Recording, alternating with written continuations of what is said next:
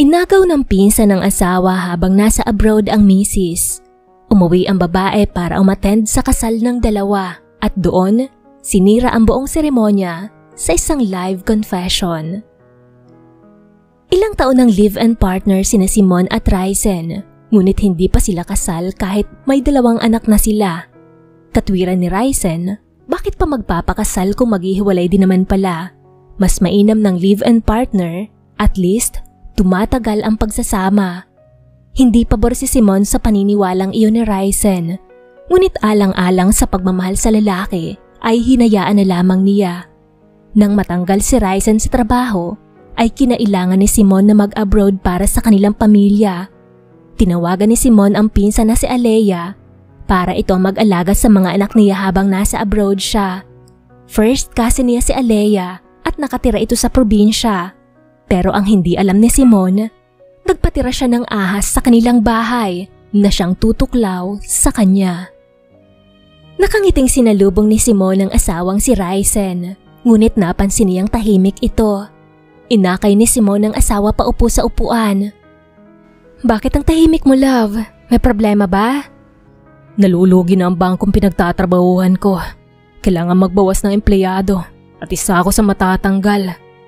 Ano? Bakit ako pa? Dapat yung iba na lang. Kailangan ko ng trabahong ito, lalo na ngayon na mag-aaral ng mga bata. Hayaan mo na, love, may awa ang Diyos. Malay mo, makahanap ka ng trabahong mas malaki ang sahod. Hayaan mo, sisipagan ko na lang ang pananahi para kahit papano malaki ang kitain ko. Pasensya ka na, love, ah. Pangako, maghahanap ka agad ako ng trabaho. Huwag ka nang malungkot dyan. Ang mabuti pa, kumain na tayo. Nagluto ako ng tinolang manok. Nang matanggal sa trabaho si Ryzen, ay agad din itong naghanap ng bagong trabaho. Ngunit 1 linggo na siyang naghahanap, ay bigo pa rin siyang makahanap ng trabaho. Ayaw niyang sumuko dahil may pamilya siyang umaasa sa kanya. Kailangan niyang maging matapang at matatag. Samantala, mas lalo namang sinipagan ni Simon ang pananahi. Pati pagluluto ng almusal ay kinarir na din niya. Yung iba ay nakadisplay sa harapan ng kanilang bahay at yung iba naman nilalako niya at pinopost online for free delivery. Pero kulang pa rin ang lahat ng kinikita niya para sa lahat ng mga gastusin. Andyan ang bahay, tubig, kuryente, pagkain at iba pa. Mag-iisang buwan nang walang trabaho ang asawa niyang si Ryzen. Hindi naman ito sumusuko sa paghahanap ng trabaho, pero sadyang minamalas talaga. Lahat ng ina-applyan ni Ryzen, sinasabing tatawagan na lamang daw ito. Pakiramdam ko, love, ang malas-malas kong tao. Walang tumatanggap sa akin. Hindi ka malas, love. Baka hindi pa oras para makahanap ka ng trabaho. May awa ang Diyos. Makakahanap ka din ng trabaho at makakaraos tayo. Basta magdasal lang tayo at maniwala sa Panginoon, walang imposible. Salamat sa pagpapagaan ng loob ko. Napakaswerte ko talaga na ikaw ang asawa ko. Maswerte din ako na ikaw ang asawa ko at ama ng mga anak ko. Isang umaga habang namamalengke, ay nilapitan si Simon ng dati niyang kaklase nung high school. Sabi ko na nga ba't ikaw yan, Simon? Kumusta ka na? Maayos naman ako at ang pamilya ko. Ikaw, kumusta ka na? Ayos lang din. Eto, kararating ko lang galing Canada. Galing kang Canada? Anong ginawa mo doon? DH ako doon. Baka gusto mo magtrabaho. Yung kapatid ng amo ko naghahanap ng yaya ng anak nila. Naku, malaki magpasahod. With bonus pa every month. Talaga? Oo, Simon. At mababait sila, alam mo ba? 2 years pa lang ako sa kanila pero nakapagpatayo na ako ng bahay. Nakabili na rin ako ng kagamitan at may maliit ng tindahan. Wow, ayos yan ah. Kailan ka pa babalik sa Canada? 1 buwan lang ang bakasyon ko dito. Sa katapusan ng first week next month, babalik na ako. Kaya pag-isipan mong mabuti. Sige Grace, kakausapin ko ang asawa ko.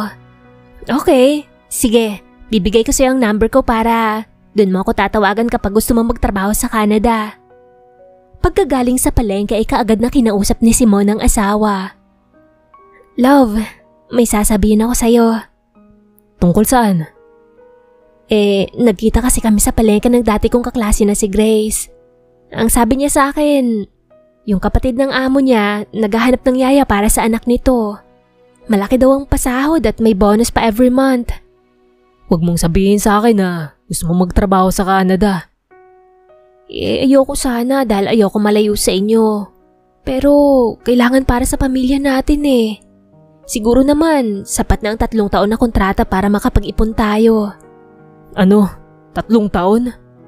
Saglit lang naman yun. Ang mahalaga makapag-ipon tayo, love. At para sa pag-aaral ng mga bata. Pero masyadong matagal ang 3 taon, love. Tsaka, di namin kayang malayo sa'yo lalo na ako. Kung gusto mo talaga magtrabaho, di dito na lang sa atin. Huwag ka nang lumayo pa.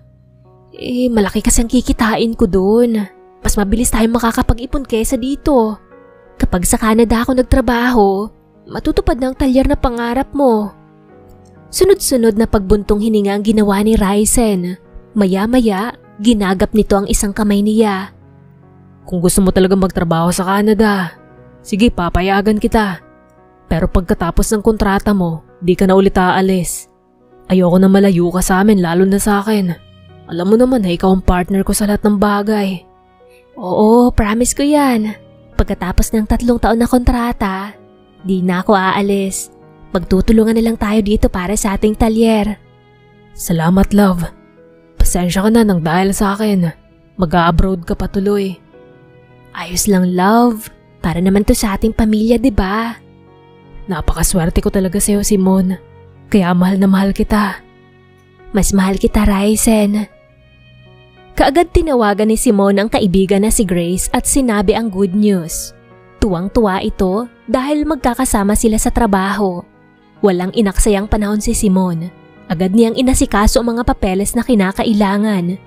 Nang matapos, tinawagan niya ang pinsan na si Alea. Hello, Alea? May trabaho ka ba ngayon? O tambay ka na naman sa bahay niyo? Ay naku, Ate Simon. Wala. Eto, takilang tambay dito sa bahay. Gusto ko nga lumawas dyan sa Maynila para maghanap ng trabaho eh. Tamang-tama, Alea. Mag-a-abroad ako. Kukunin sana kita para bantayan ng mga bata. Tapos sasahuran kita tuwing magpapadala ako. Ano, payag ka ba? Aba, oo naman. Kailan ka ba alis, ate? Next week na kaya kung pwede. Sana makaluwas ka na ngayong week para makapag-banding naman tayo. Sige, ate. Magpapaalam lang ako kila Itay. Pagkatapos, luluwas ka agad ako.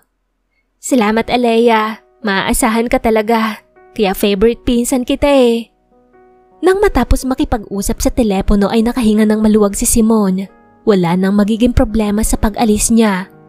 Patuloy pa rin sa paghahanap ng trabaho si Ryzen.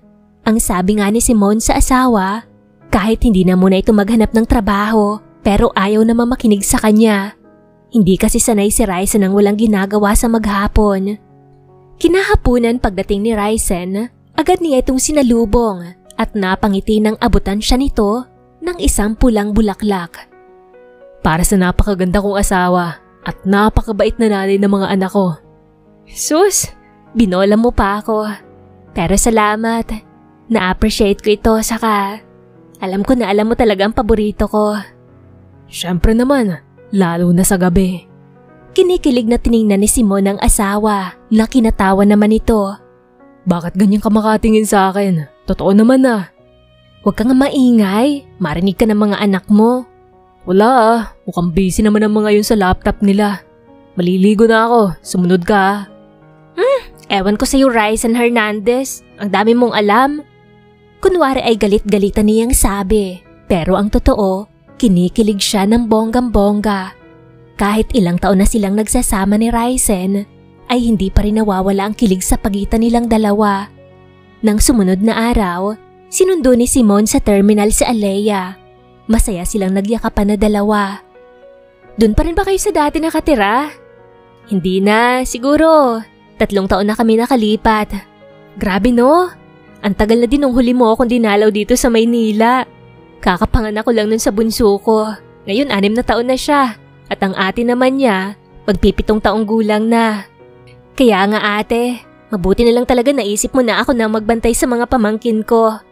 Siya nga pala, kumusta naman si Kuya Ryzen? Ayun, naghahanap ng trabaho. Natanggal kasi siya sa dati niyang pinagtatrabahuhan. Nalugi kaya kinakailangan magbawas ng empleyado at isa siya sa natanggal. Ganun ba? Sayang naman. Habang nasa biyahe ay marami pa silang napagkwentuhan ni Alea. Nang makarating sa kanilang bahay, naabutan nilang kararating lang din ni Raisen galing sa pagja-jogging. Ang swerte mo talaga Ate Simone, no? Ang gwapo ng yummy pa ni Kuya Raisen.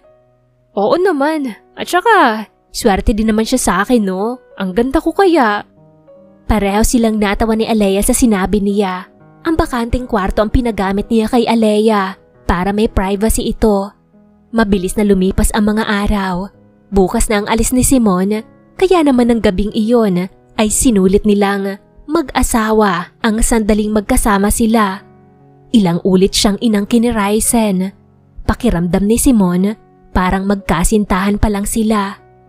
Hindi ako magsasawa na angkinin ka Simone. Mahal na mahal kita. Katawan mo lang ang nagpapabuhay ng init sa katawan ko.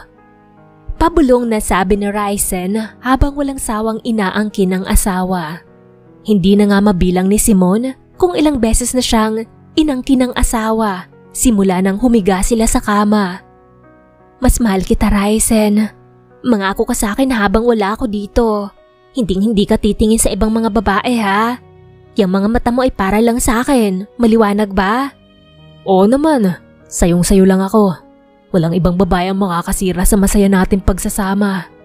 Palagi kitang tatawagan para hindi kita mamimiss ng sobra. Mag-uumaga na nang makatulog silang dalawa.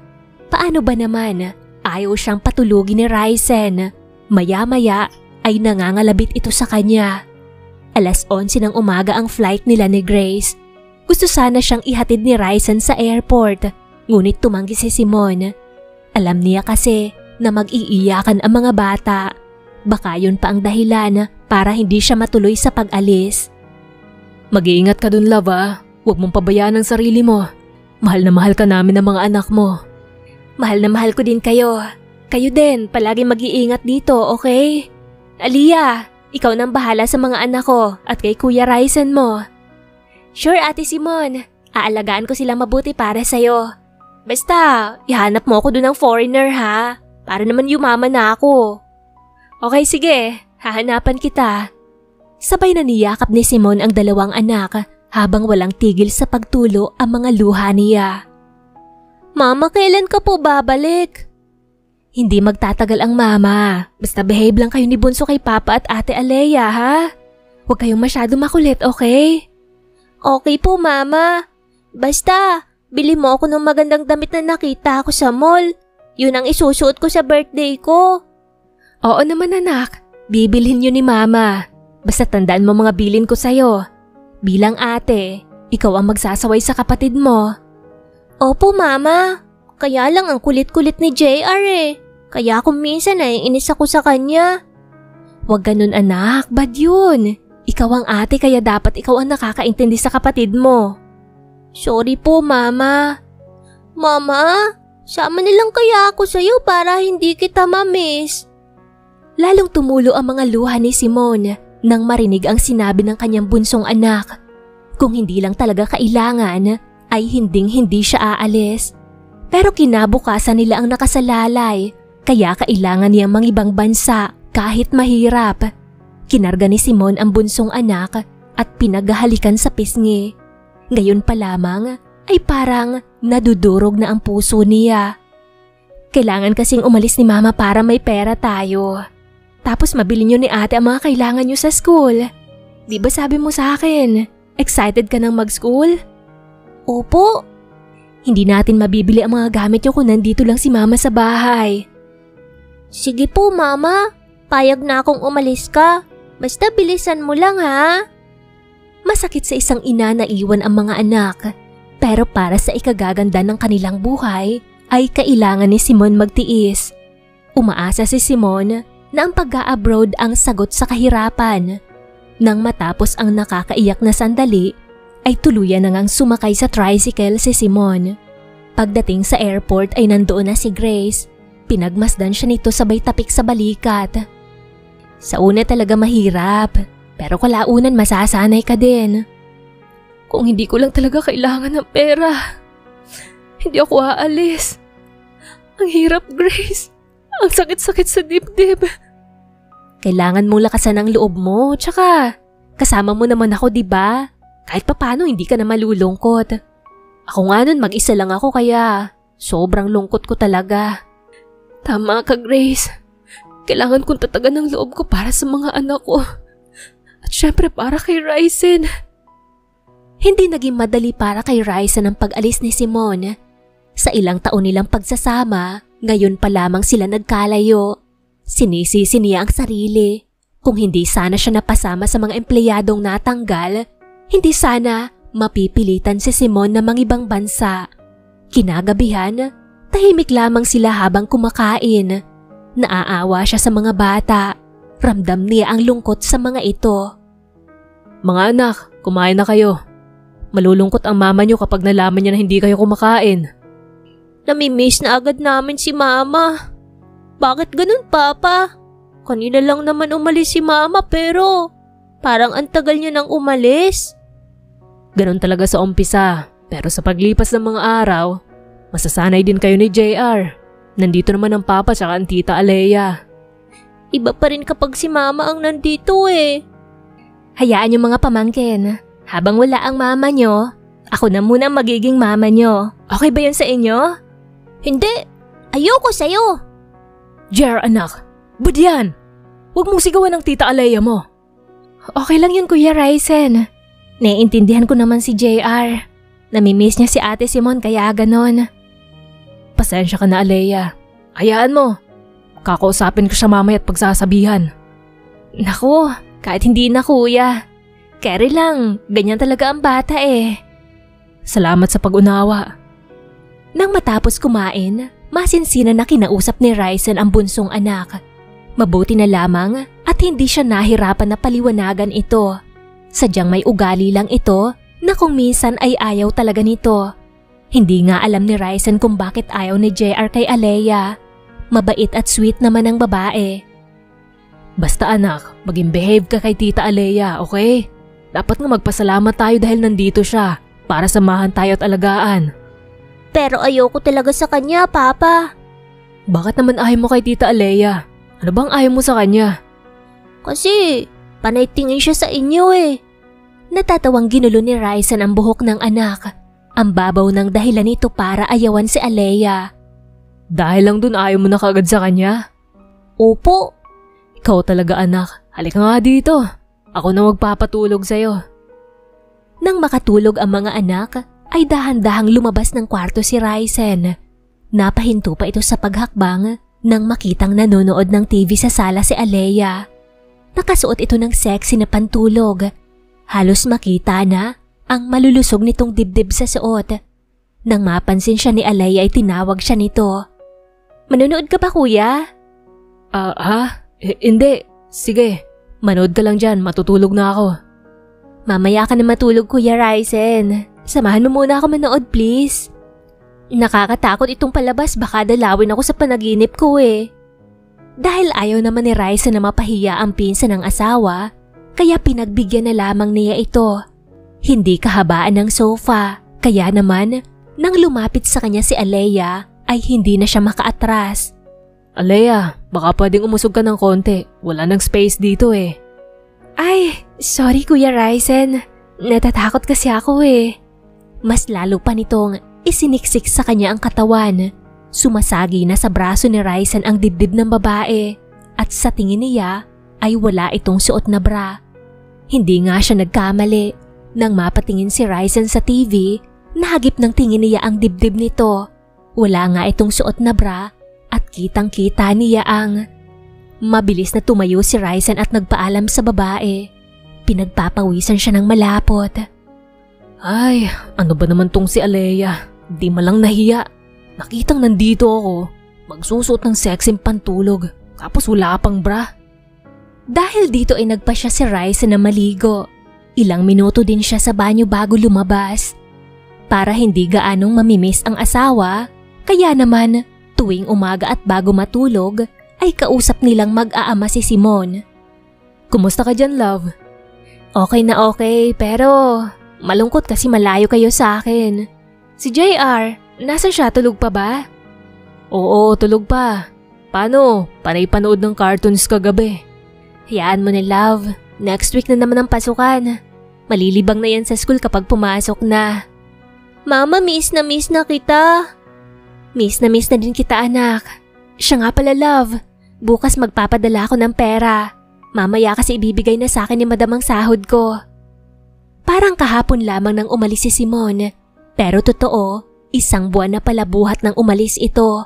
Kay bilis ng araw at buwan. Okay, sige love. Para mabilhan ko na bukas ng school supplies ang mga bata, tsaka uniform.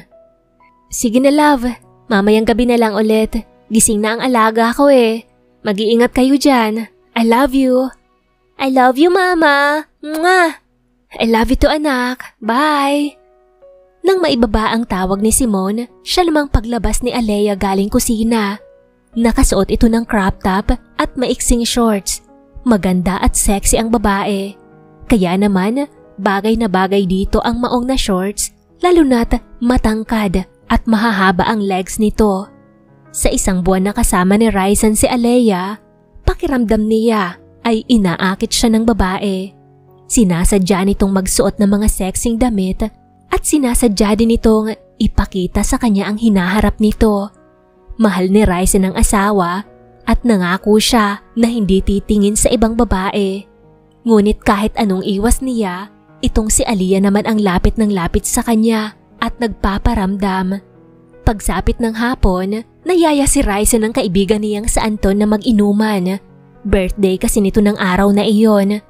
Ayaw sana ni Ryzen, ngunit hindi siya makatanggi dahil baka magtampo ang kaibigan. Siya nga pala bro, may bakante ngayon sa pabrika. Baka gusto mo mag-apply. Talaga? Oo naman. Kaya nga ikaw ang una ko naisip eh. Yun nga lang, hindi kasing taas ng sahod mo dati sa bangko. Ayos lang, ang mahalaga may trabaho. Tiyak na matutuwa nito bukas si Simon kapag ibinalita ko sa kanyang good news. Kumusta na pala sa Canada si Simon? Mababait bang amo niya? Oo, mababait ang mga amo niya. Alam mo, kung ako lang talaga masusunod, ayoko mag-abroad si Simon. Kaya lang, dahil sa kahirapan at sumabay pa na nawalan ako ng trabaho, kaya no choice kundi ang umalis siya. Ganon talaga pare, kailangan natin magsakripisyo para sa pamilya natin. Malalim na ang gabi na makauwi ng bahay si Ryzen. Pasuray-suray pa siyang umakyat sa kanilang kwarto nang makasalubong si Alea sa hagdanan. Kagaya ng dati, nakasuot na naman ito ng sexy na pantulog. Amoy na amoy niya ang mabango nitong katawan.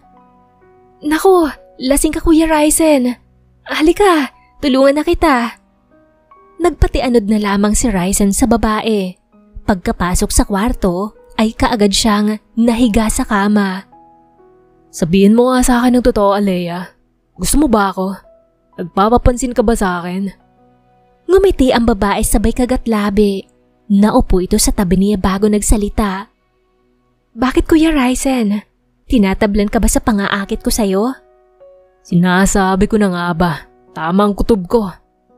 Gusto mo bang subukan natin ngayon? 1 buwan nang wala dito si Ate Simon. Alam ko na may pangangailangan ka din bilang isang lalaki. Kaya kong punan yun Kuya Ryzen at higit pang ibibigay ko sa'yo.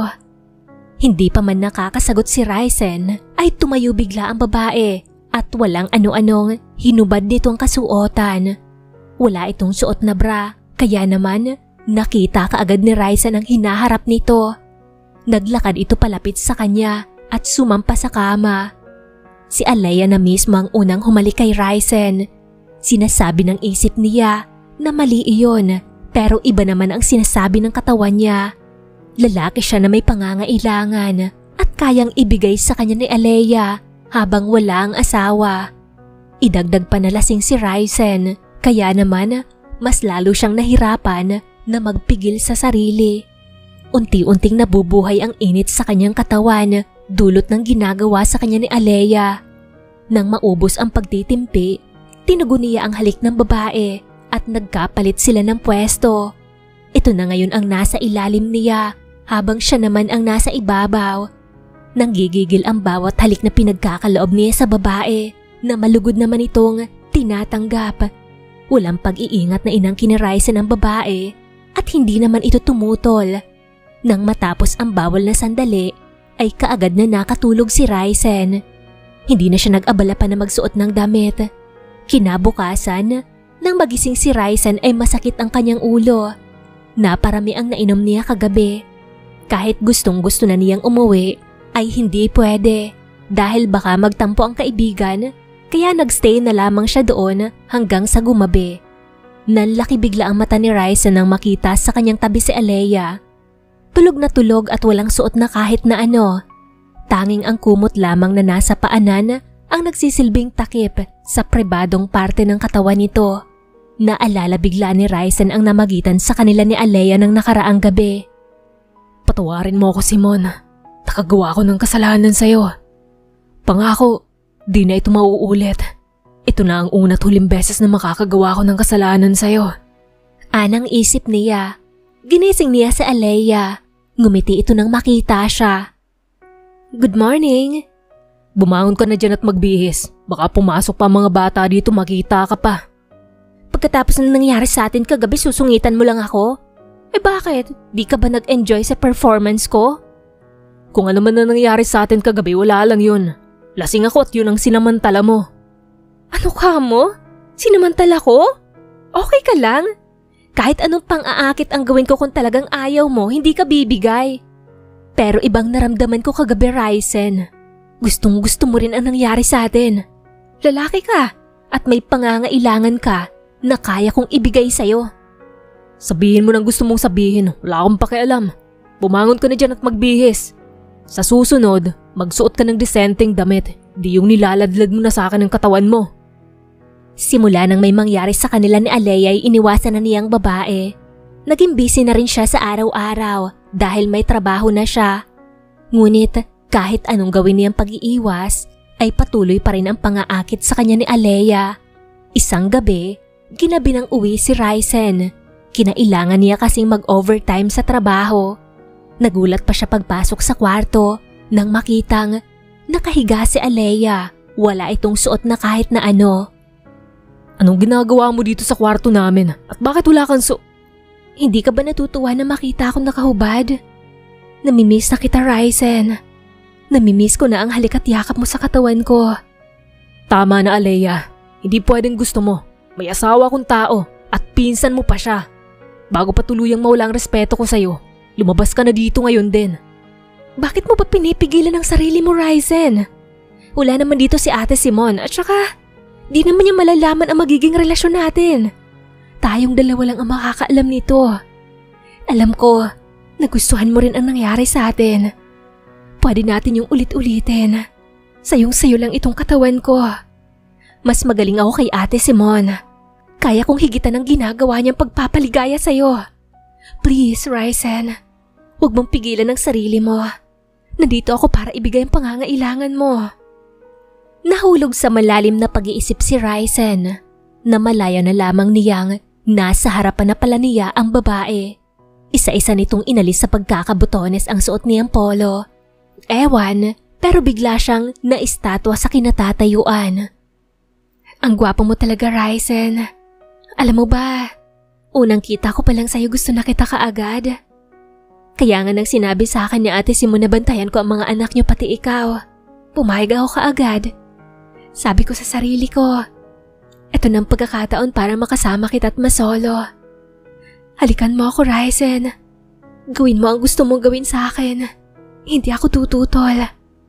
Napaatras pa si Ryzen nang dumako ang kamay ni Alea sa butones ng suot niyang pantalon. No, Alea. Mali ito. Hindi po... Shh! Walang mali, Ryzen. Pagbibigyan lang natin ang gusto ng mga katawan natin. Ayaw mo ba akong matikman ulit? Gusto, pero mali talagang gusto mong mangyari. May asawa ako at ayoko siyang pagtaksilan. Di naman malalaman ni ate kung hindi mo sasabihin, di ba? Promise, tayong dalawa lang makakaalam nito. Angkinin mo na ako, Ryzen. Gusto ko nang maramdaman ang init ng katawan mo sa katawan ko. Dahil nag-iinit na rin si Ryzen kaya hindi na ito nakapag-isip ng tama. Mabilis nitong kinuyumos ng halik sa mga labi ang babae habang abala naman ang isang palad sa paghaplos sa katawan nito. Tuluyan na ngang nilamon ng pagnanasa si Ryzen. Pinangko niya ang babae at inihiga sa kama. Pagkatapos ay agad siyang umibabaw dito. Saglit na nawala sa kanyang isip ang asawa. Mas nanaig ang tawag ng pagnanasa. Samantala, mag-iisang taon na sa Canada si Simon. Parang kailan lang nang umalis siya sa Pilipinas. Tunay ngang kay bilis ng araw. Tinawagan niya ang numero ni Ryzen. Nakailang ring din ito bago sumagot. Ilang linggo nang napapansin ni Simon na palaging ganoon. O di kaya ay palaging nagmamadali ang asawa. Ibinibigay kaagad nito ang cellphone sa mga bata. Dati naman ay hindi ganoon. Ngayon, nakakapagtaka ang mga ikinikilos nito. Hindi naman yun issue sa kanya, kaya deadma lang. At saka alam niyang pagodin ito sa maghapon na trabaho. Hello love, kumusta maghapon mo sa trabaho? Ayos naman love, eto, pagod. Sayang, wala ako dyan para masahihin ka. Hayaan mo, kapag nakauwi ako babawi ako sa'yo. Susulitin natin ang mga araw na hindi tayo magkasama. Love, sina JR na munang kausapin mo. Magpapahinga lang ako saglit. Sobrang sakit talaga ng likod ko sa maghapon eh. Ah, ganun ba? Sige love, I love you. I love you too. Ang mga anak na nga lang ang kinausap ni Simon at kinumusta ang pag-aaral. Masaya si Simon dahil parehong mataas ang grades ng magkapatid, kaya naman proud na proud siya. Mga anak, kumusta naman ang tita Alea nyo? Hindi ba kayo nagpapasaway sa kanya? Di naman po mama, pero itong si JR palaging sinusungitan si tita Alea. Ha? Bakit naman anak? Tita mo yun. Dapat love mo siya. Hindi yung sinusungitan mo palagi. Paano hindi ko siya susungitan, mama? Palagi siyang nasa kwarto niyo ni Papa tapos kumakandong pa siya kay Papa. Nagulat naman si Simon sa sinabi ng bunsong anak. Kaya naman, tinanong niya si Angeline kung totoo ang sinasabi ng kapatid nito. Anong sinabi mo? Kumakandong ang tita Alea mo sa papa mo? Opo, mama. Kaya naiinis ako sa kanya. Angeline anak, totoo bang sinasabi ni JR? Opo, ma. Minsan nga po pagpasok ko sa kwarto niyo ni Papa, nakita ko na nakahiga sila ni Papa at ano? Magkayakap po silang dalawa, mama. Nanginginig ang mga tuhod na napaupo si Simon. Ayaw niyang isipin na nagsisinungaling ang mga anak. Kilala niya ang mga anak, hindi marunong magsinungaling at palaging nagsasabi ng totoo. Ayaw niya mag-isip ng kung ano-ano laban sa asawang si Ryzen at sa pinsan niyang si Alea. Ngunit simula nang sinabi yun ng kanyang mga anak ay hindi na siya napakali at kung ano-ano ang tumatakbo sa kanyang isipan. Hoy, Simon! Ilang araw na kitang napapansin na balisa at tila malalim ang iniisip. May problema ka ba? Kinakabahan ako, Grace. Feeling ko may hindi magandang nangyayari sa bahay. Ha? Anong ibig mong sabihin? Sinabi ng mga anak ko na palaging nasa kwarto namin si Alea. At minsan, naabutan pa ito ng anak kong panganay na nakahiga sa kama katabi ang asawa ko. Ano sa tingin mo ang pwede kong isipin? Lalaki ang asawa ko at babae ang pinsan ko. Hindi lang basta babae, kundi magandang babae.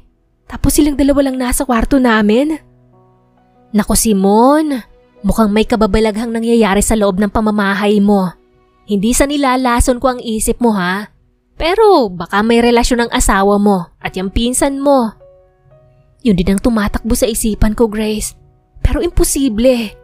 Mahal na mahal ako ni Ryzen at hindi ako magagawang saktan ng sarili kong pinsan. Ang hirap, Grace. Hindi ko na alam kung anong iisipin ko. Gusto kong isipin na wala lang yun pero nagdadalawang isip ako eh. Parang ang hirap kasing paniwalaan.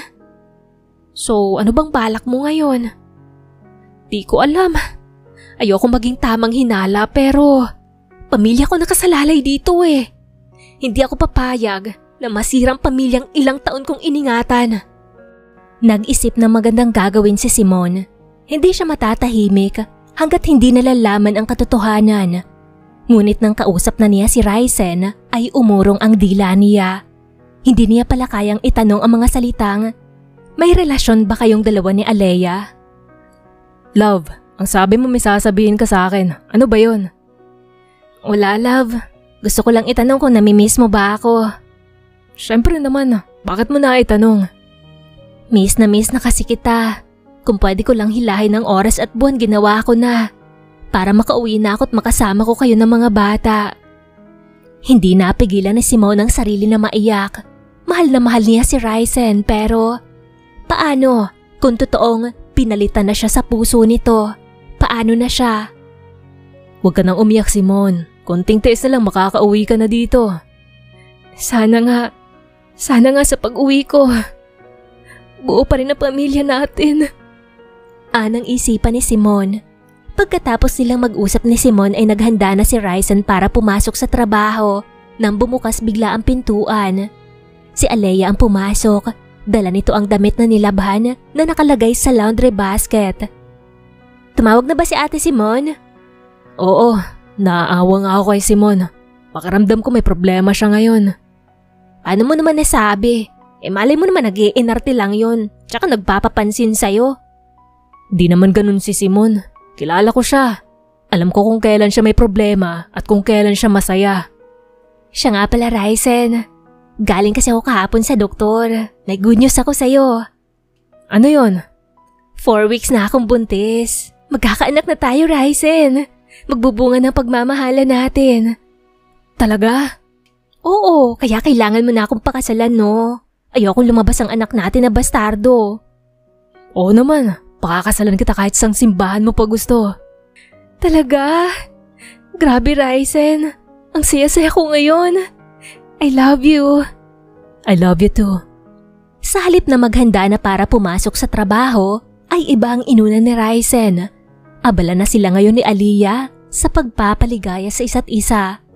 Kaagad ngang inayos ni na Alea at Ryzen ang kanilang kasal gamit ang perang pinapadala ni Simone.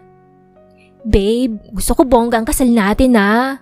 Di ba malaki-laki din yung perang pinapadala ni Ate Simone? Oo, malaki-laki na din pero ang iba nun para sa mga bata, para sa savings nila. Mga bata pa naman sila at saka mapapalitan pa natin yun. May trabaho ka naman, saka tuloy-tuloy ang pagpapadala ni Ate Simone, di ba? Isipin mo nga, isang beses lang tayo kakasal kaya dapat bongga yun. Sa bagay tama ka. Sige, gamitin na muna natin yon. Talaga? Kaya mahal na mahal kita dahil hindi mo ako kayang tiisin. Lahat ng mga gusto ko binibigay mo sa akin. Aba syempre, malakas ka sa akin eh. Isang gabi, nagkasabay sa pag-uwi sina Anton at Ryzen. Napansin ni Ryzen na para bang may gusto itong sabihin sa kanya pero nahihiya lang. Kanina ko pa napapansin na parang may gusto kang sabihin sa akin. Ano ba yun? Totoo bang usap-usapan na magpapaksal na kayo ni Alea? Teka, saan mo yan nalaman? Narinig ng asawa ko sa bibig mismo ni Alea. Totoo ba pare? Oo, totoong ikakasal na nga kami. Bakit ganyan ka makatingin sa akin? Ano bang problema? Okay ka lang bro? Magpapakasal ka sa pinsan ni Simone? Pero paano naman si Simone? Mahal ako ni Simone. Alam ko na maiintindihan niya ako. At saka sa oras na malaman niyang tungkol sa amin ni Alea, kasal na kami kaya wala na siyang magagawa pa. Seryoso ka ba sa mga sinasabi mo? Bro, ilang taon na kayong nagsasama ni Simone. May mga anak na kayo. Kasal na lang ang kulang sa inyong dalawa tapos sa iba ka pa magpapakasal? Alam mo para hindi ako pabor sa tumatakbo dyan sa utak mo eh. Isipin mo nga, nasa Canada si Simone. Nagpapakahirap magtrabaho para sa pamilya nyo. Tapos ikaw nandito, nagpapakasaya lang sa piling ng ibang babae at sa pinsan pa talaga niya. Kaibigan lang kita Anton, kaya wala kang karapatan na pakialaman ng desisyon ko, lalo na sa personal kong buhay. Kung ayaw mo na mag-away tayong dalawa at masira ang ating pagkakaibigan, huwag mo akong pakialaman, tapos ang usapan. Bahala ka sa buhay mo, malaki ka na, alam mo na ang tama at mali. Hanggang sa makababa ng bus ay hindi na sila nagkibuan pa ni Anton. Pagkarating ng bahay, patakbo siyang sinalubong ng mga anak. Napansin ni Ryzen na parehong tahimik ang dalawang bata. Bakit ang tatahimik nyo? May masakit ba sa inyo? Galit kami sa inyo, Papa. Bakit ka naman galit sa Papa? Alam mo JR, hindi maganda yun sa bata. Kasi naman ikaw, Papa, ayaw mo na kay Mama. Mas gusto mo na si Tita Alea. Ayaw namin sa kanya. Si Mama Simone lang ang gusto namin. Nagulat naman si Ryzen sa sinabi ni JR. Hindi niya alam kung saan ito narinig ang balitang iyon. Teka, sino nagsabi niyan sa'yo? Ikaw, Angeline. Alam mo rin bang tungkol dito? Opo, Papa. Narinig namin sa labas eh. Papa, totoo po ba na magpapakasal na kayo ni Tita Alea? Humugot muna ng malalim na paghinga si Ryzen bago sinagot ang tanong ng anak. Oo, anak. Magpapakasal na kami ng Tita Alea nyo. Alam nyo ba na magkakaroon na kayo ng kapatid? Hindi! Ayoko ng kapatid! Iyon lamang at nagtatakbo na palabas ng bahay si JR. Agad naman itong sinundan ni Angeline. Naiwan si Ryzen na naiiling na lamang. Isang araw na tumawag si Simone ay napansin niya kaagad na tahimik ang mga anak. Napansin din niya na namumugto ang mga mata ni JR. Ano nangyari, JR? Umiyak ka ba? Umuwi ka na, Mama. Kailangan ka na namin dito, lalo na si JR. Anong ibig mong sabihin, Angeline? May problema ba dyan na hindi ko alam? Nakaramdam ng kaba si Simone. Ito na naman siya kung ano-ano ang pumapasok sa kanyang isipan. Mama, si Papa at saka si Tita Alea. Magpapakasal na sila. Nabitawan bigla ni Simone ang hawak na baso dahilan upang lumikha ito ng malakas na ingay. Hindi alam ni Simone kung tama ba ang narinig o nabingi lamang siya. Ma, ang sabi ko, magpapakasal na sina Papa at Tita Alea. Ulit ni Angeline sa sinabi nito. Doon na tumulo ang mga luha ni Simone. Hindi siya makapaniwala sa nalaman galing sa mga anak. Ang asawa niya at pinsan ay magpapakasal. Paano na siya? Mama, please. Umuwi ka na. Ayaw na namin kay Tita Alea pati sa baby nila. Mas lalong nanghina si Simone sa narinig galing kay JR. Buntis si Alea at si Ryzen ang ama kaya magpapakasal ang dalawa. Buong araw at magdamag na umiyak ng umiyak si Simone. Hindi niya matanggap ang nalaman. Sa lahat ng tao, bakit ang pinsan pa niya? Bakit ang taong malapit sa kanyang puso? Pinagkatiwalaan niya ito at minahal na parang kapatid. Tapos aahasin lamang nito ang kanyang asawa. Kung masakit yon, wala nang masasakit pa sa ginawa sa kanya ni Ryzen. Ilang taon silang nagsama pero ni minsan ay hindi siya nito naisip na pakasalan. Nang isang beses na biniro niya si Ryzen tungkol sa kasal, ay tumawa lamang ito sabay sabi. Bakit pa magpapakasal kung maghihiwalay din naman? Mas mainam pa ang magsama ng hindi kasal. At least tumatagal ang pagsasama. Kahit hindi pabor si Simone sa katwiran ni Ryzen ay tinanggap niya at ginalang ang gusto nito. Naisip niya na baka nga tama ito, lalo na sa panahon ngayon na maraming couple ang naghihiwalay sa iba't ibang kadahilanan. Tapos ngayon, malalaman niyang ikakasal na si Ryzen at sa pinsan pa talaga niya. Para siyang sinaksak ng paulit-ulit sa sobrang sakit. Hindi niya matanggap ang katotohanan na iyon. Anong problema, Simone? Kahapon ka pa umiiyak ka. Nag-aalala na ako sa'yo. Bakit ganun, Grace? Bakit sa lahat ng tao ang pinsan ko pa talagang umahas sa asawa ko? Bakit nagbago ang pananaw ni Ryzen tungkol sa kasal? Ang tagal namin nagsama pero hindi niya ako nagawang pakasalan. Tapos ngayon, yung pinsan kong pakakasalan niya. Bakit ang unfair ng kapalaran sa akin? Bakit? Baka may dahilan kaya ganon. Marahil, hindi kayong itinakda ni Ryzen. Baka may ibang lalaki na katadhana para sa'yo. Huwag mong iyakan ng lalaking walang kwenta. Kailangan mo maging matatag para sa mga anak mo. Nandito lang ako sa tabi mo, Simone, kapag kailangan mo ng kausap o karamay. Okay? Hindi ako papayag na maging masaya sila. Sisirain ko ang kasal nila. Hindi sila pwede maging masaya habang ako durog na durog. Ano binabalak mo, Simone? Uuwi ako ng Pilipinas. Sisirain ko ang masaya nilang sandali. Hindi ako papayag na ako lang ang sawi habang sila nagsasaya. Walang inaksayang sandali si Simon. Inutusan niya ang mga anak na alamin kung kailan ang kasal ng walang hiya niyang asawa at pinsan. Sinabi ni Simon sa mga anak na uuwi siya pero kailangan sikreto ang pag-uwi niya. Mabuti na lamang at mabilis kausap ang dalawang bata. Nang malaman ni Simon kung kailan ang kasal at kung saan ito gaganapin, ay nag-isip siya ng gagawin kung paano ito sisirain. Kaagad siyang nagpaalam sa mga amo at nangakong babalik kaagad sa oras na maayos niyang problema sa Pilipinas. Mabilis na lumipas ang mga araw. Dumating ang araw ng uwi ni Simon at walang kamalay-malay sina Ryzen at Alea sa mangyayari sa kasal ng mga ito. Nang makarating sa Pilipinas, pansamantalang tumuloy si Simon sa bahay ni na Grace. Handa na siya bukas para umattend sa kasal ng 2 taong manloloko. Kinabukasan, maagang gumising si Simon at naghanda. Sa isang beach sa Batangas gaganapin ang kasal, kaya kailangan niyang makarating ng maaga sa location. Eksaktong 8:00 ng umaga nang makarating siya sa Batangas. May 1 oras pa siya para maghanda. Nag-check-in muna si Simon sa hotel para doon magbihis. Sinadya niyang magsuot ng kulay itim na gown na ang ibig sabihin ay hindi siya sang-ayon sa magaganap na kasal. Pinarisan niya ito ng beach hat at sunglasses. Hinayaan lang niyang nakalugay ang mahabang buhok. Nang matapos magbihis, dumiretso na si Simon sa beach kung saan gaganapin ang kasal.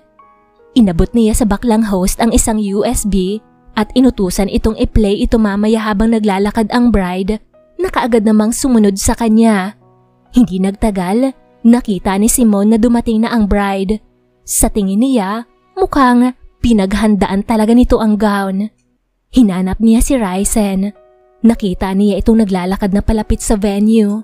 Sinadya ni Simon na magkubli sa mga bulaklak para hindi siya mapansin ng dalawa. Hindi nagtagal, pumailan lang ang napakagandang tugtugin at nagsisimula ng maglakad si Alea. Napatingin si Simon sa screen ng TV. Nakita niya mga sweet photos ni na Ryzen at Alea. Bigla niyang naikuyom ang kamao. Tumingin si Simon sa gawin ni Alea. Ngiting-ngiti ito habang nakatitig kay Ryzen na ngayon ay nasa altar na. Kung kanina ay magagandang larawan ni na Ryzen at Alea ang pinapalabas sa TV, ngayon ay mga larawan ng kanilang pamilya na. Nagulat ang mga taong naroon. Nakita ni Simon ang pagkagulat sa mukha ni Ryzen, maging ni Alea. Nagbulong-bulungan na rin ang mga bisitang naroon. Iyon ang sinamantalang pagkakataon ni Simon. Mula sa pinagkukublihan ng mga bulaklak ay lumabas siya at umikot patungong altar kung saan naroon si Ryzen. Nilapitan ni Simon ang baklang host at kinuha ang hawak na mikropono. Good morning everyone! Nagulat ba kayo sa mga pictures na nakita nyo? Siya nga pala, sa mga bisitang narito na hindi ako kilala, hayaan nyo na magpakilala ako sa inyo. Ako si Simon Royales, ang kinakasama ni Ryzen Hernandez sa loob ng halos 10 taon.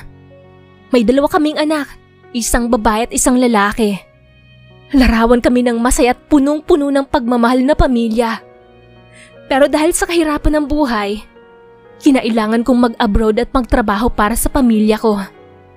Pinagkatiwala ko sa pinsan ko ang mga anak ko, pati ang asawa ko, sa pag-aakalang yun ang gagawin niya. Pero anong ginawa mo, Alea? Inahas mo ang asawa ko. Habang nasa abroad ako at nagpapakahirap magtrabaho para kumita ng pera, ginapang mo ang asawa ko. Ang sabi ko bantayan mo. Hindi ko sinabi na gapangin mo at ihain ang sarili mo. Bakit, Alea? Naubusan ka na ba ng lalaki? Na pati asawa ko pinatos mo? Walang hiya ka, Ate Simon. Huwag mong sirain ang kasal namin. Bakit? Sinisira ko ba? Sinasabi ko lang naman sa mga taong narito ang kwento ng pamilya ko na inagaw mo. Hindi ka na naawa sa mga anak ko. Mas pinairal mo yung kakatihan mo. Wala kang pakialam kung makasira ka man ng pamilya. Basta masunod lang ang gusto mo. Matatanggap ko pa sana kung ibang babae na lang.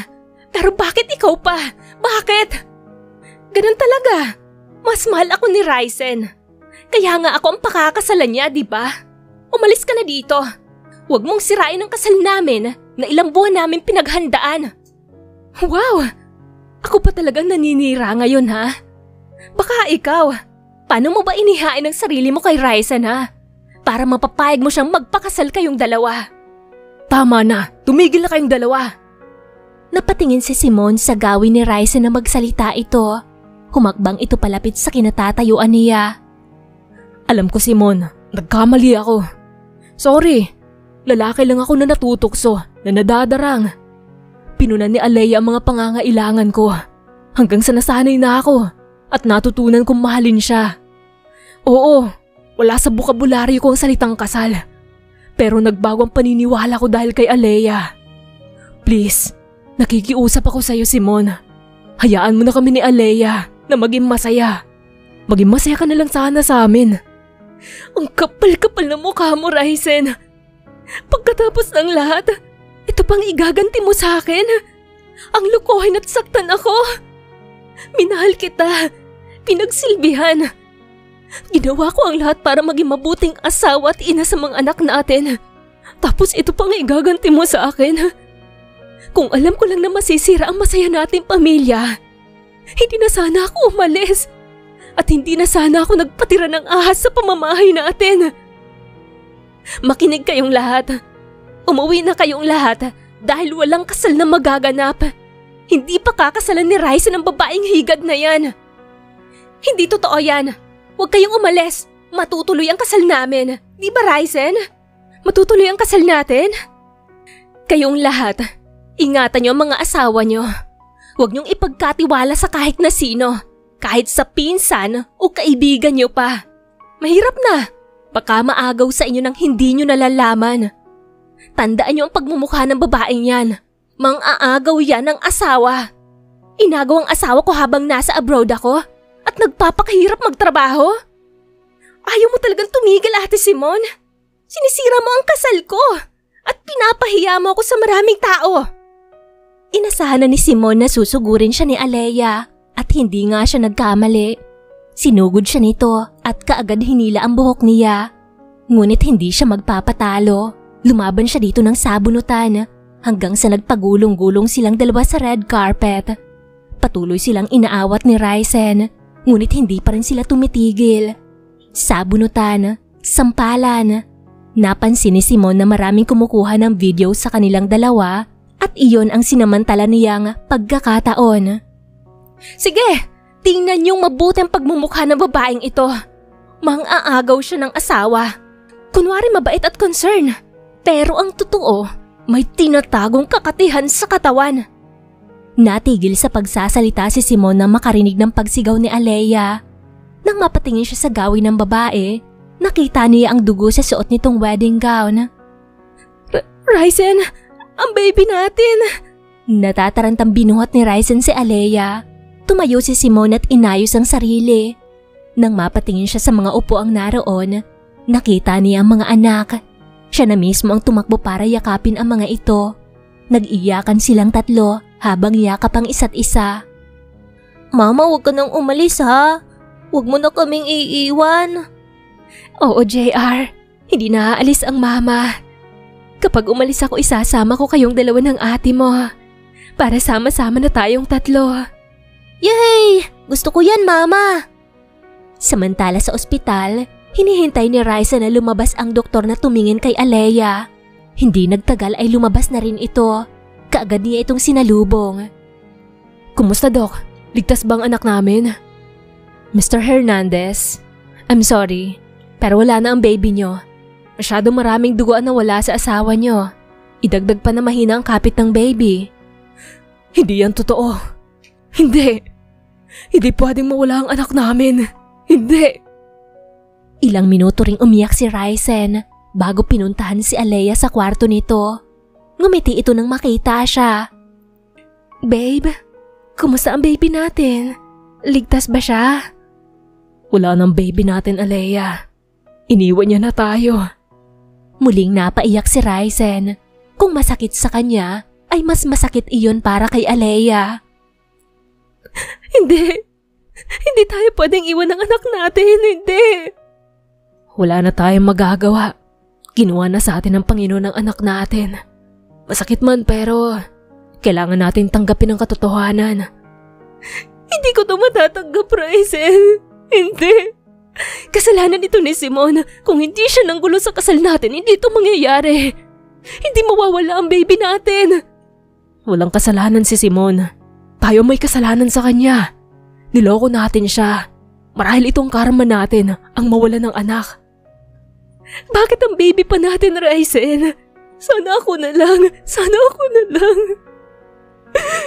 Total ako naman ang may kasalanan ng lahat. Awang-awa nang niyakap ni Raizel ng babae. Binantayan niya ito hanggang sa makatulog. Nagpa siya si Raizel na umuwi ng bahay.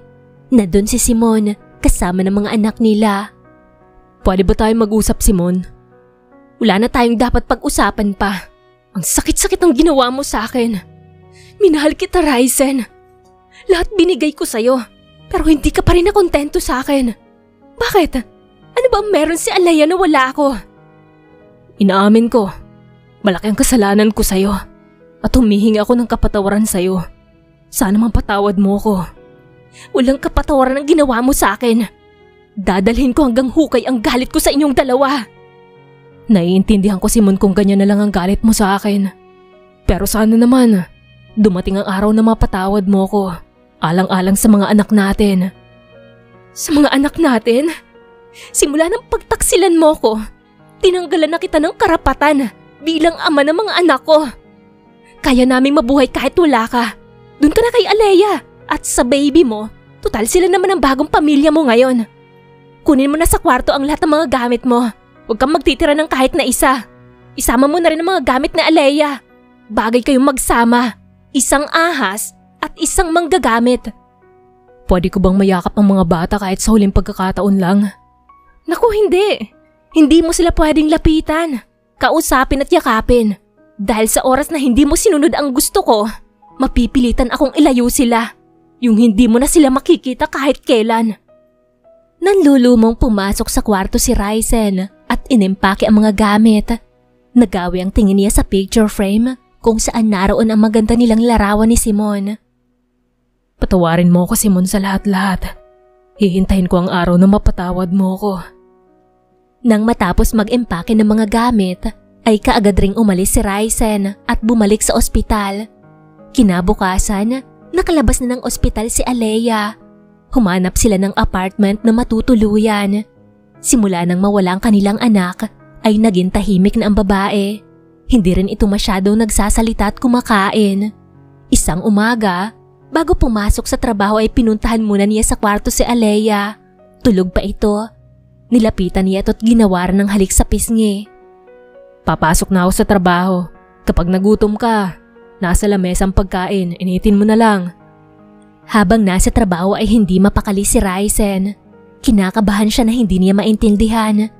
Pagkalabas sa trabaho, dumaan muna siya ng palengke para bumili ng ulam. Pagdating sa bahay ay madilim at tahimik. Kinapa niya ang switch ng ilaw. Nang magliwanag ang buong bahay, ay nagtungo siya sa kusina para ilagay ang mga pinamiling ulam. Tiningnan niya ang mga pagkain kung kumain na ba si Alea. Ngunit hindi yun nabawasan. Hindi ito kumain maghapon.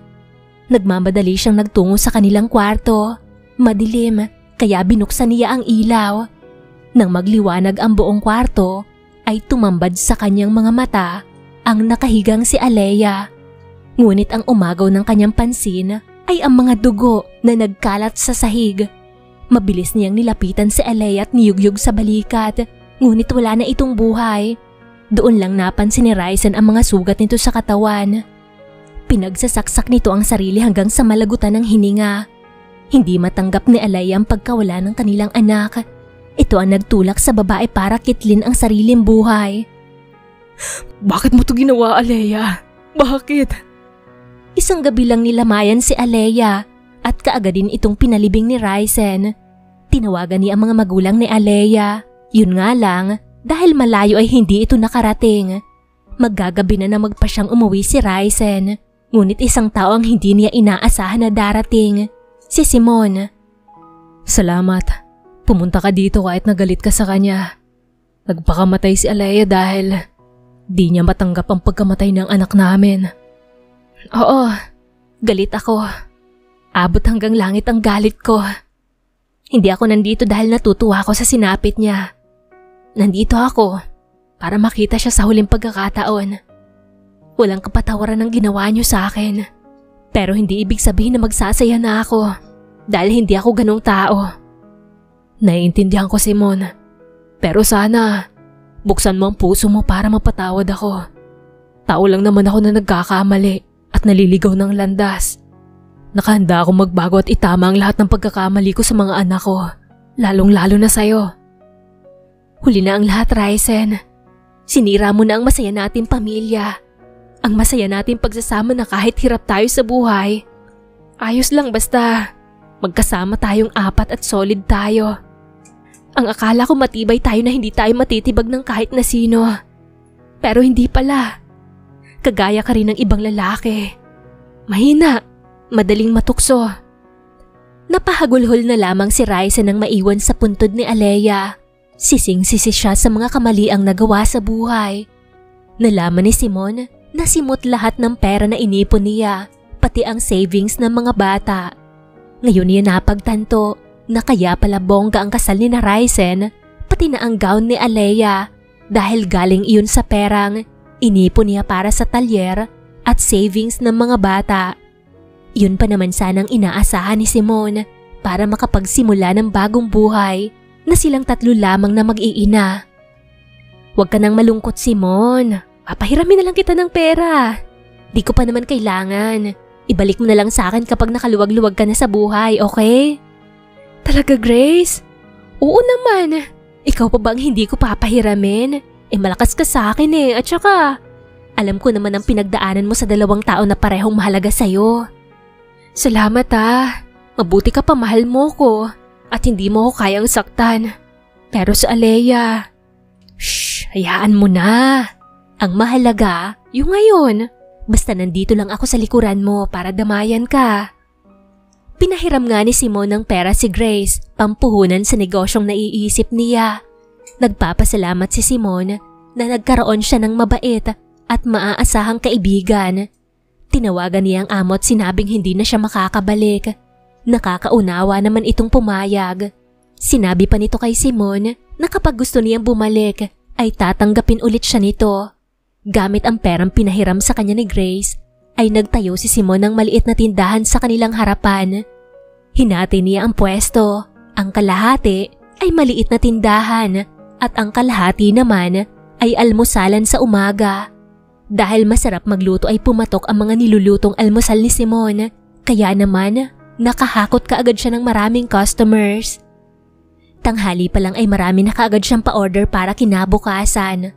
At dahil wala naman siyang kasamang lalaki, kaya lahat ay for pick-up only. Dahil sa tindahan ni Simon, napag-aral niya ang mga anak at unti-unting nakapag-ipon ng pera. Ilang buwan na siyang walang balita kay Ryzen at ayaw na rin naman niya makibalita sa dating kinakasama. Tapos na ang lahat sa kanila at habang buhay niyang dadalhin ang galit sa mga ito. Araw ng linggo, walang tinda at araw ng pahinga. Nagising si Simon sa ingay na nanggagaling sa labas ng bahay. Dali-dali siyang bumangon at sumilip sa labas. Nakita niya nagkukumpulan ang mga kapitbahay at bukod doon, may 3 truck na malalaki. Upang malaman kung ano ang nangyayari, nagmamadaling lumabas si Simon at nakibalita sa labas. Anong nangyayari dito, Aling Lagring? Bakit nagkakagulo kayo dito? Sino ang mga tao na yan? Tanong niya. Tauhan ni Gobernador. Nandito sila para paalisin tayo sa lalong madaling panahon. Sagot ni Aling Lagring. Ha? Paalisin? Bakit daw? Tanong ulit ni Simon. Gigibain na kasi nila itong mga bahay na nakatirik dito. Bala kasi ni Gobernador na magtayo ng pabrika. Paliwanag ni Aling Lagring. Ano po? Naku, hindi ako papayag, Aling Lagring. Paano ang tindahan ko? Yan na nga lang ang pinagkakakitaan ko At saka, mag-uumpisa na naman ako sa umpisa. Reklamo ni Simon. Abay, lalo naman ako, Simon. Ito mga paupahan ko lang ang bumubuhay sa pamilya ko. Kaya lalaban tayo para sa karapatan natin. Sabi ni Aling Lagring. Aling Lagring, kanino po ba talagang loteng ito? May hawak po ba kayong titulo na magpapatunay na nabili talaga niyo itong lote na ito? Tanong ni Simon. Abay, lahat kami na nakatira dito. Wala namang hawak na titulo na magpapatunay na sa amin ang loteng kinatitirikan ng mga bahay dito. Nung araw kasi bakanting lote lang ito dito hanggang sa may nagpatayo ng bahay. Nagsimula sa isa hanggang sa dumami ang nagpatayo at inari na namin ang loteng ito. Paliwanag ni Aling Lagring. Kung ganun ho, paano tayo lalaban kung wala pala kayong hawak na titulo? Tanong ni Simon. Di ko rin alam Simon bahala na. Sagot ni Aling Lagring. Nahinto ang kanilang pag-uusap ni Aling Lagring nang magsalita ang isang lalaki na sakay sa truck gamit ang megaphone. Kayong lahat na nakatira dito, binibigyan ni Gobernador Romualdez ng 1 linggo para lisanin ang lugar na to. Mamayang hapon, formal na pupunta dito si Gobernador para kausapin kayong lahat. Sana wag na kayong lumaban. Makipag-cooperate na lang kayo para walang masaktan. Nagsigawan ang mga tao at pinakita ang matinding pagtutol. Dahil dito ay sumakit ang ulo ni Simon. Problema ang dala ng bagong gobernador ng kanilang lugar.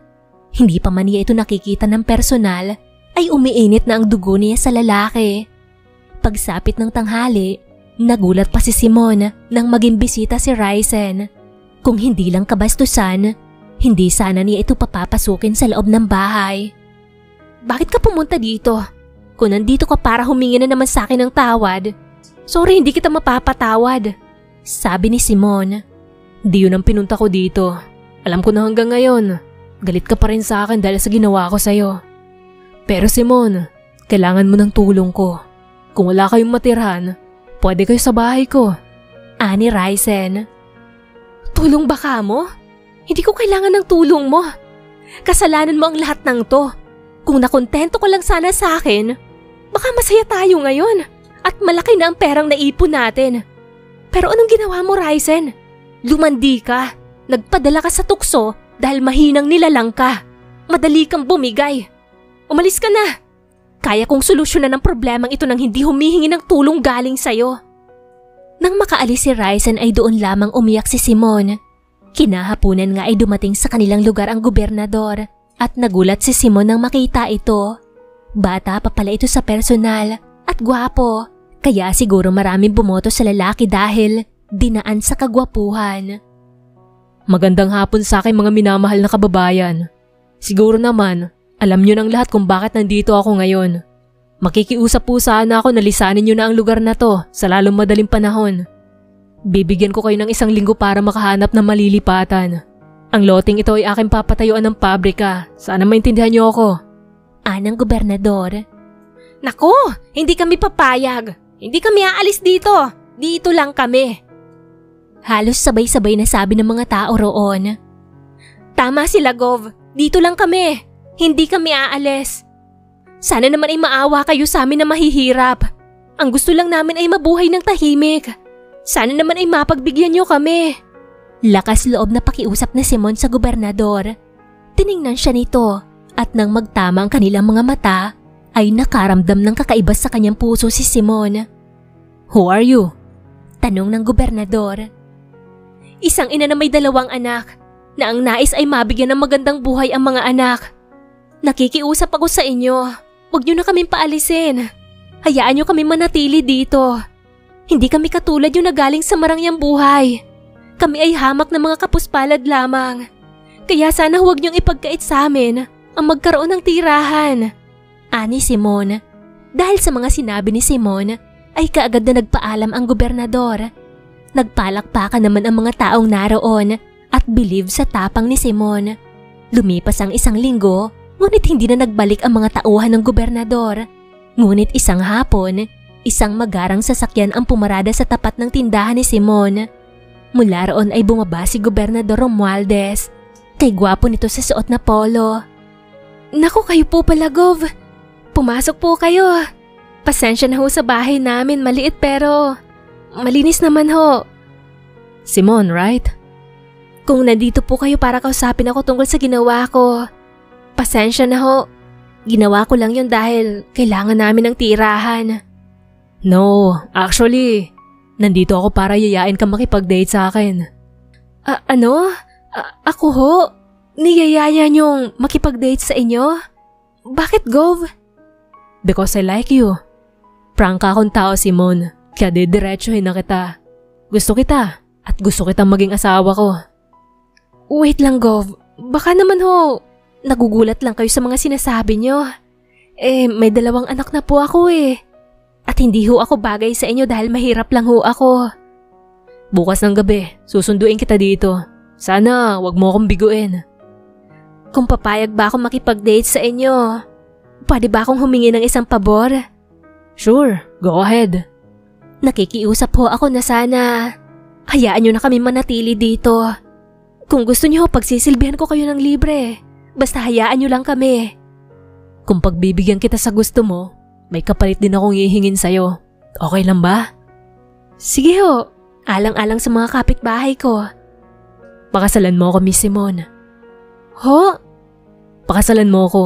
Yan lang ang magagawa ko para manatili kayong lahat dito. Pwede ho bang pag-isipan ko muna? Sure, basta tuloy ang date natin bukas ng gabi. Nang makaalis si Gov, ay napatingin bigla sa salamin si Simon. Maganda siya, walang halong biro, lalo na kapag naayusan siya at nabihisan ng maganda. Kinagabihan, hindi makatulog si Simon sa kakaisip. Napansin naman ito ng panganay niyang anak. May problema ba kayo, Mama? Wala naman, anak. Di lang talaga ako dalawin ng antok Dahil ba sa mga sinabi sa inyo ni Gov? Paano mo nalaman ang tungkol kay Gov? Narinig ko po ang pag-uusap niyo kanina Mukha naman hong mabait si Gov. Pumayag na kayo, Mama. Ikaw talaga. Halika nga dito. Di ko na kailangan ng lalaki sa buhay ko, okay? Dahil kayong 2 ni JR, sapat na kayo sa akin. At saka, hindi pa ako handang magmahal ulit. Masyado ako nasaktan sa ginawa sa akin ng papa niyo. Hindi pa ako handa na magtiwala muli. Basta ang gusto ko lang ngayon ay mapagtapos ko kayong magkapatid sa pag-aaral. Yun lang, masaya na ako. I love you, Mama. I love you too, anak. Nakipag-date nga si Simon kay Gov, pero yun na ang una't huling beses na makikipag-date siya sa lalaki. Prinangka na ito ni Simon, ngunit makulit ang lalaki. Sinabi nito, naliligawan pa rin siya nito. Tungkol naman sa usaping paggiba ng kanilang mga bahay ay hindi na iyon matutuloy. Labis ang pasasalamat ni Simon dahil pinagbigyan siya ni Gov. Napagtanto niya na may mabuting puso rin pala ito. Niligawan siya ni Gov pero hanggang kaibigan lang talaga ang kaya niyang ibigay sa lalaki. Kung sakali man na magmamahal ulit si Simon, ay si Gov ang pipiliin niyang mamahalin dahil larawan ito ng mabuting ama at asawa. Sa ngayon, masaya si Simon kapiling ang mga anak. Ang masasabi ni Simon, ayos lang kahit walang lalaki, basta may anak. Anak ang pinaka-importante sa lahat dahil ang anak ay hinding-hindi kaiiwan at ipagpapalit sa iba.